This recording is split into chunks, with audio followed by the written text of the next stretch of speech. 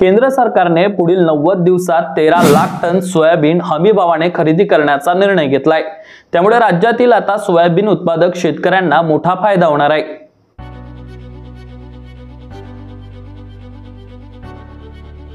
राज्यातील सोयाबीन शेतकरी उत्पादकांना दिलासा मिळालेला आहे। केंद्र सरकारने पुढील 90 दिवसात 13 लाख टन सोयाबीन हमीभावाने खरेदी करण्याचा निर्णय घेतलाय।